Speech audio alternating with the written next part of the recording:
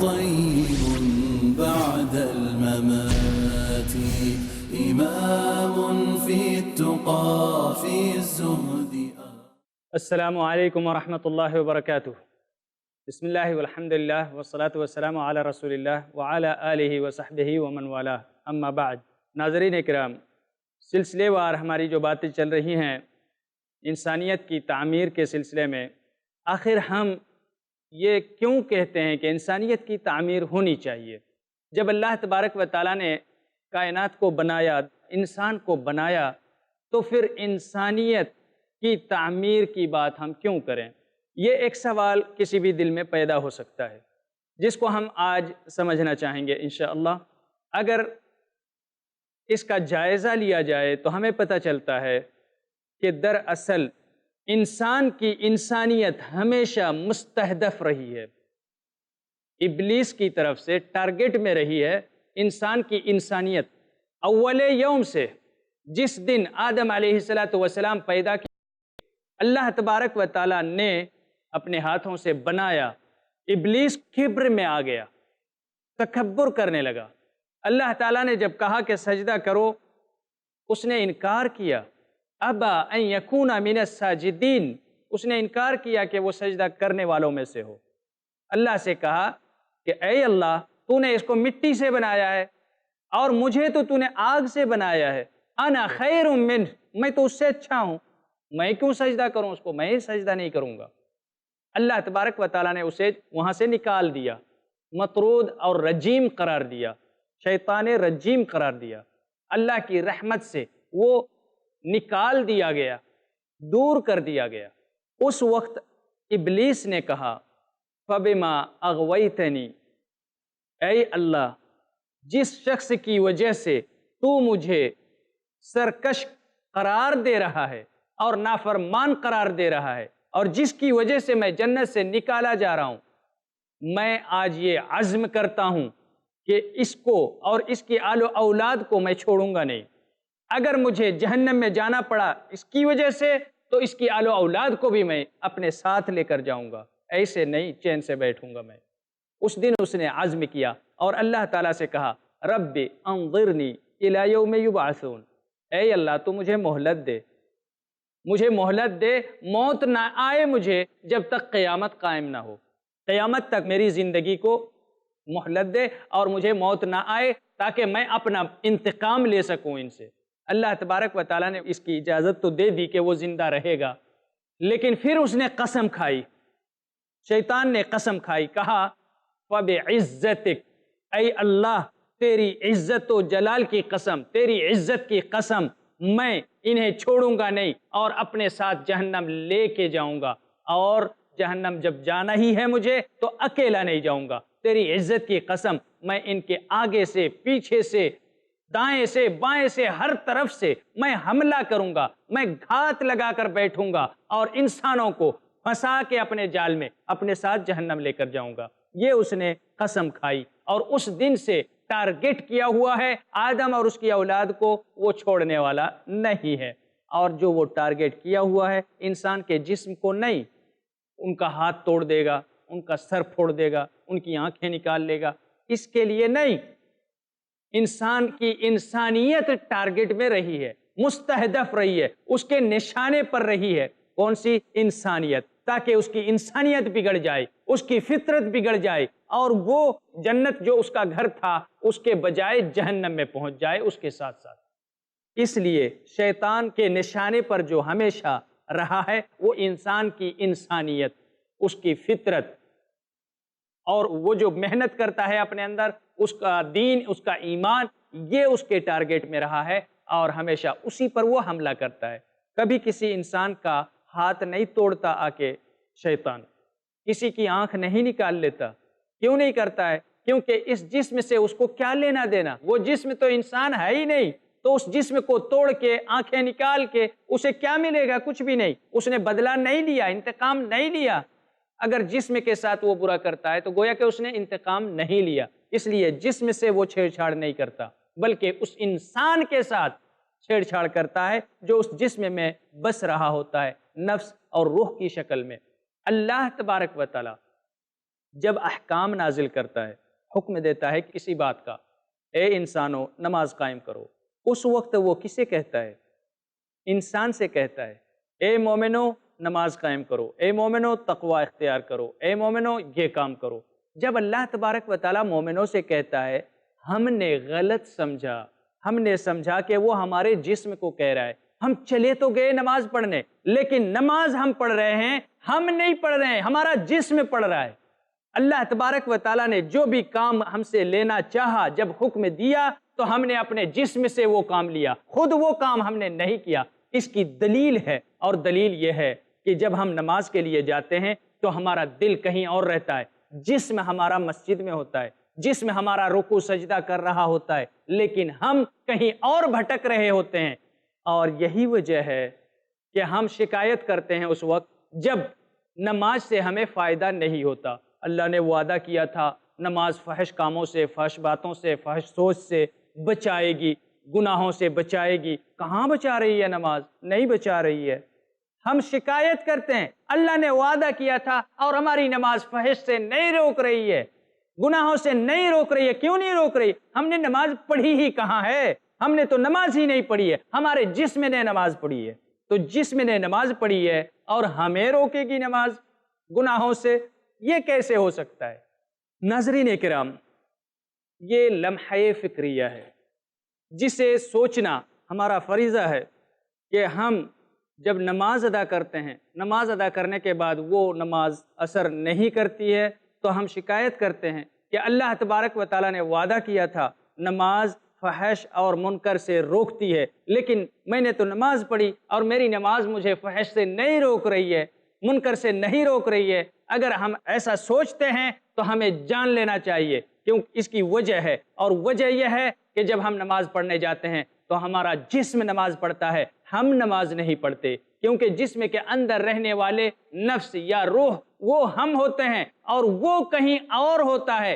جسم ہمارا مسجد میں ہوتا ہے، جسم نماز پڑھ رہا ہوتا ہے، جسم رکوع و سجود کر رہا ہوتا ہے، اور ہم کہیں اور بھٹک رہے ہوتے ہیں۔ اس وجہ سے ہماری وہ نماز ہمیں فحش سے نہیں روکتی، منکر سے نہیں روکتی۔ ہم روزہ رکھتے ہیں، روزے کے اندر اللہ تبارک و تعالیٰ نے فرمایا کہ یہ بندے کو متقی بنا دیتا ہے، روزہ بندے کو متقی بنا دیتا ہے۔ ہم شکایت کرتے ہیں، ہر سال روزے رکھتے ہیں، ہر ہفتے 2 روزے رکھتے ہیں، ہر مہینے ہم صیام ایام بیض رکھتے ہیں۔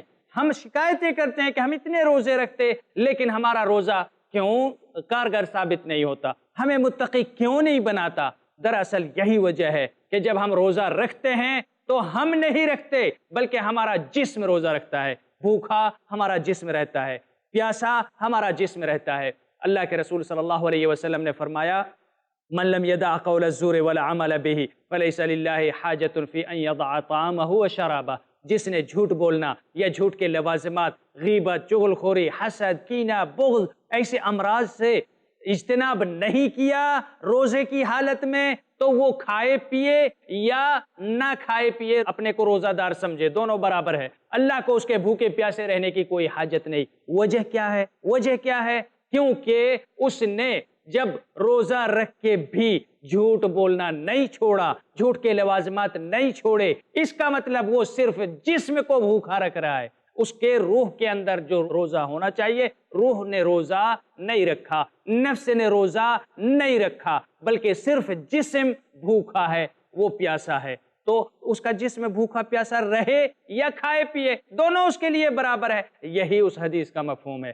تو بھلا ہم اس روزے سے کیسے متقی بن سکتے ہیں؟ وہ روزہ ہمارے اندر تقوی کو کیسے لا سکتا ہے؟ حج کے اندر بھی یہی بات ہے کہ ہمارا حج ہمیں گناہوں سے بالکل پاک و صاف نہیں کر سکتا، کیونکہ حج ہمارے جسم نے کیا، ہم نے نہیں کیا۔ روحانی اعتبار سے، نفسیاتی اعتبار سے ہم جو ایک نفس ہیں، ایک روح ہیں، حقیقت معنی میں ایک انسان ہیں، اس انسان نے حج نہیں کیا، اس دل نے حج نہیں کیا، بلکہ ہمارے جسم نے کیا۔ ہمارا جسم طواف کرتا ہے، سعی کرتا ہے، وقوف عرفہ کرتا ہے، رمی جمرات کرتا ہے، جو کچھ بھی کرتا ہے وہ ہمارا جسم کر رہا ہوتا ہے۔ ہم دل سے کہیں اور ہوتے ہیں، دل کی دنیا کچھ اور ہوتی ہے اور جسم کی دنیا کوئی اور ہوتی ہے۔ جب یہ کام جسم کر رہا ہے تو اس کا فائدہ ہمیں کیسے مل سکتا ہے؟ ناظرین کرام، وقت ہو گیا ہے ایک بریک کا۔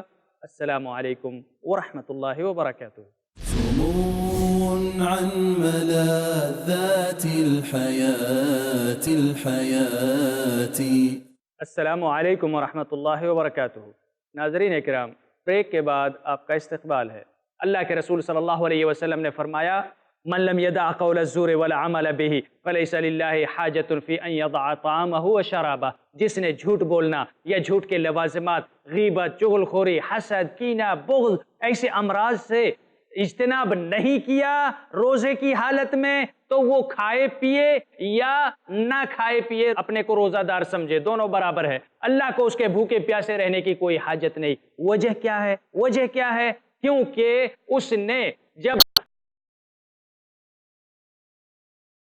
جھوٹ کے لوازمات نہیں چھوڑے، اس کا مطلب وہ صرف جسم کو بھوکا رکھ رہا ہے، اس کے روح کے اندر جو روزہ ہونا چاہیے، روح نے روزہ نہیں رکھا، نفس نے روزہ نہیں رکھا، بلکہ صرف جسم بھوکا ہے، وہ پیاسا ہے۔ تو اس کا جسم بھوکا پیاسا رہے یا کھائے پیے، دونوں اس کے لیے برابر ہے۔ یہی اس حدیث کا مفہوم ہے۔ تو بھلا ہم اس روزے سے کیسے متقی بن سکتے ہیں؟ وہ روزہ ہمارے اندر تقوی کو کیسے لا سکتا ہے؟ حج کے اندر بھی یہی بات ہے کہ ہمارا حج ہمیں گناہوں سے بالکل پاک و صاف نہیں کر سکتا، کیونکہ حج ہمارے جسم نے کیا، ہم نے نہیں کیا۔ روحانی اعتبار سے، نفسیاتی اعتبار سے ہم جو ایک نفس ہیں، ایک روح ہیں، حقیقت معنی میں ایک انسان ہیں، اس انسان نے حج نہیں کیا، اس دل نے حج نہیں کیا، بلکہ ہمارے جسم نے کیا۔ ہمارا جسم طواف کرتا ہے، سعی کرتا ہے، وقوف عرفہ کرتا ہے، رمی جمرات کرتا ہے، جو کچھ بھی کرتا ہے وہ ہمارا جسم کر رہا ہوتا ہے۔ ہم دل سے کہیں اور ہوتے ہیں، دل کی دنیا کچھ اور ہوتی ہے اور جسم کی دنیا کوئی اور ہوتی ہے۔ جب یہ کام جسم کر رہا ہے تو اس کا فائدہ ہمیں کیسے مل سکتا ہے؟ ایک شبہے سے بات کی شروعات ہوئی تھی کہ آخر دنیا کی تعمیر یا انسان کی تعمیر پر بات نہیں ہوتی، انسانیت کی تعمیر پر بات کیوں ہو رہی ہے؟ ہم یہ سمجھ رہے تھے کیونکہ ابلیس اور شیطان کے نشانے پر انسانیت رہتی ہے، نہ دنیا نہ انسان۔ اس کا جسم وہ ٹارگٹ میں نہیں ہے، بلکہ انسان کے اندر جو انسانیت ہے، اس کا دین ہے، اس کا ایمان ہے، اس کی عبادتیں ہیں، اس کی فطرت ہے، یہ ابلیس کے ٹارگٹ میں ہے۔ تو جو نشانے پر ہے، جو مستہدف ہے، اسی کی حفاظت کی تو کوشش کی جائے گی۔ تو اس لیے ہم تعمیر انسانیت کی بات کرتے ہیں۔ انسانیت ٹارگٹ میں رہی ہے، اس کی کیا دلیل ہے؟ جی ہاں، اس کی دلیل ہے، اللہ تبارک و تعالیٰ نے دنیا میں انسان کو بھیجا عبادت کے لیے، اور عبادت کی بہت ساری حکمتیں ہیں۔ ان حکمتوں میں سے ایک یہ ہے کہ انسان کے اخلاق درست ہو جائیں۔ اللہ تبارک و تعالیٰ کے ساتھ کوئی شرک کرے، اس سے بڑا بد اخلاق کون ہو سکتا ہے؟ اپنی بیوی کو کوئی شخص کیا کسی غیر مرد کے ساتھ دیکھ کر خوش ہو سکتا ہے؟ خوش ہو سکتا ہے؟ ہرگز نہیں ہو سکتا ہے۔ بیوی کی سب سے بڑی بد اخلاقی وہ شخص یہی مانے گا کہ وہ اپنے شوہر کا کسی کو شریک بنا لے، یہ سب سے بڑی بد اخلاقی ہے۔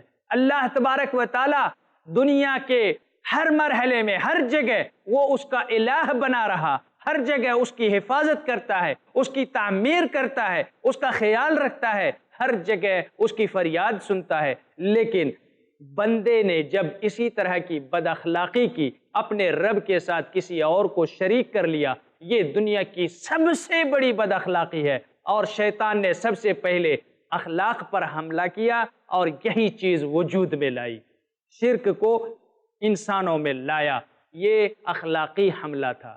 حضرت نوح علیہ السلام کے زمانے میں، اور انہوں نے نعرہ لگایا لا تذرن آلہتکم ولا تذرن ودا ولا سواعا ولا یغوث ویعوق ونسرا۔ ان کے پاس 5 معبود تھے۔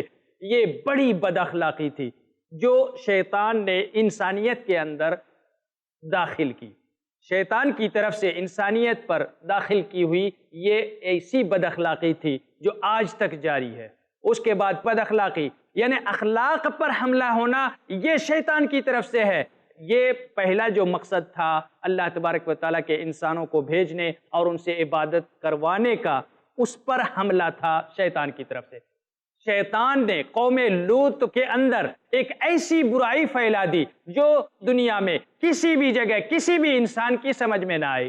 ایک مرد دوسرے مرد کے ساتھ جنس کرے، ایک مرد دوسرے مرد کو اپنی شہوت کا نشانہ بنائے، یہ ایک ایسی برائی تھی، ایسی بد اخلاقی تھی کہ زمین و آسمان کانپ گئے، فرشتے کانپ گئے۔ اللہ تبارک و تعالیٰ نے جب عذاب بھیجا، اللہ تبارک و تعالیٰ نے ان پر پتھر برسائی، نہ جانے کیسے کیسے ان کو ہلاک کیا، تہو بالا کر دیا، نیچے کا اوپر، اوپر کا نیچے، اور کس طرح سے عذاب میں مبتلا کیا آپ کو پتہ ہے۔ ایسی بد اخلاقی پھیلائی ابلیس نے، یعنی حیا کا خاتمہ، شرم کا خاتمہ، اور انسانیت سے ان کے شرم و حیا کو نکال کر پھینک دینا، یہ کام کیا شیطان نے، اخلاق پر حملہ کیا۔ اور پھر اس کے بعد اور نیچے آئیے، اس امت میں نبیوں کے ساتھ زیادتی کی گئی، اور یہ بھی ایک بڑی بد اخلاقی تھی۔ میرے دین و ایمان کو کوئی لٹیرا لوٹ رہا ہے، کوئی شیطان، کوئی طاغوت، کوئی انسان میرے دین کو، میرے ایمان کو، میرے اخلاق کو لوٹ رہا ہے، اور ایسے وقت میں رسول رحمت بن کر آتے ہیں ہمارے دین و ایمان کی حفاظت کے لیے۔ وہ ہمیں بتاتے ہیں کہ یہاں تم لٹ رہے ہو، یہ تمہیں لوٹ رہا ہے۔ اور گھر والے کا دور یہ ہونا چاہیے کہ رسول کے ساتھ کوآپریٹ کرے، ان کو تعاون دے، اس تحقیق میں مدد کرے، لیکن گھر والا کھڑا ہو جاتا ہے چور کی حفاظت میں، لٹیرے کی حفاظت میں، اور رسول کے سامنے سینہ تان کر کھڑا ہو جاتا ہے، خبردار یہ لٹیرے نہیں ہیں، ہمارے معبود ہیں، اور ایسا کہہ کر وہ کھڑا ہو جاتا ہے، رسول کو زد و کوب کرتا ہے، رسول کو مجرم کہتا ہے، رسول کو شاعر و مجنون کہتا ہے، پاگل اور دیوانہ کہتا ہے، رسول کو ستانے پر آمادہ ہو جاتا ہے، لوہے کی کنگیاں بنا کے ان کے گوشت کو نوچ ڈالتا ہے، کسی کو آری سے چیر ڈالتا ہے، کسی کو آگ میں پھینک دیتا ہے۔ انسان اتنا بڑا بے غیرت، بے شرم نکلا، بے حیا نکلا کہ اس نے اپنے اس محسن کو ستانا شروع کر دیا، قتل کرنا شروع کر دیا، ان کو لوہے کی کنگیوں سے چیرنا شروع کر دیا، آگ میں ڈالنا شروع کر دیا۔ ایسا بے غیرت، بے حیا، ان کے حیا کا جنازہ نکل گیا، اور یہ شیطان کی طرف سے تھا۔ شیطان نے ان چوروں کو ملمح اور مزین بنا کر اس قوم کے سامنے پیش کر دیا، جیسا کہ اس نے وعدہ کیا تھا، عزم کیا تھا اللہ کے سامنے کہ اے اللہ، برے کاموں کو میں خوبصورت بنا کے آدم کے بیٹوں کے سامنے پیش کروں گا، تاکہ اس برائی کو اچھا سمجھ کے وہ کرنے لگیں، اور میں انہیں اس طرح سے دھوکہ دوں گا۔ یہی کیا، نبیوں کو ستایا گیا، نبیوں کو قتل کیا گیا، ان کو آگ میں ڈالا گیا، ان کو لوہے کی کنگھی سے چیرا گیا، ان کو زہر دیا گیا، نہ جانے کیسے کیسے ان کو ستایا گیا۔ یہ بد اخلاقی تھی۔ آئیے اس کے نیچے اور بد اخلاقی، اس انسانیت کے اندر عورتوں سے پردے کو ابلیس نے نوچ کر پھینک دیا، مردوں کے وضع قطع کو عورتوں سے بدل دیا، عورتوں کے وضع قطع کو مردوں سے بدل دیا۔ آج ایک مرد اپنے بالوں کو عورتوں کی طرح بڑھانے کو فیشن مانتا ہے، آج ایک عورت اپنے بالوں کو کٹ کر کے چھوٹا کرنا مردوں کی طرح سے، اس کو وہ فیشن مانتی ہے۔ مردوں کے کپڑے بڑھتے چلے جا رہے ہیں، عورتوں کے کپڑے چھوٹے ہوتے چلے جا رہے ہیں، بے حیائی کو اپنا حق مانتے ہیں، اور حقوق انسان کے نام پر بدکاری، بے حیائی، زناکاری، اس کو اپنا پرانا حق اور پیدائشی حقوق میں شامل کرتے ہیں۔ یہ بے حیائی، یہ بے حیائی، ایسی بے حیائیوں کو جو اپنی تہذیب مانتا ہے، جو ثقافت مانتا ہے، کیا آج بھی محتاج دلیل ہے کہ انسانیت میں سب سے پہلے جو ٹارگیٹ کیا ہے شیطان نے، وہ ان کے شرم و حیا کو کیا ہے؟ یقیناً ان سے شرم و حیا کو اس نے نکال کے پھینک دیا۔ ناظرین کرام، چونکہ اس مجلس کو ختم کرنے کا وقت ہو گیا ہے، آئندہ مجلس میں انشاءاللہ اس کی تکمیل ہوگی۔ تب تک کے لیے اجازت دیجیے۔ السلام علیکم ورحمۃ اللہ وبرکاتہ۔ سمو عن ملاذات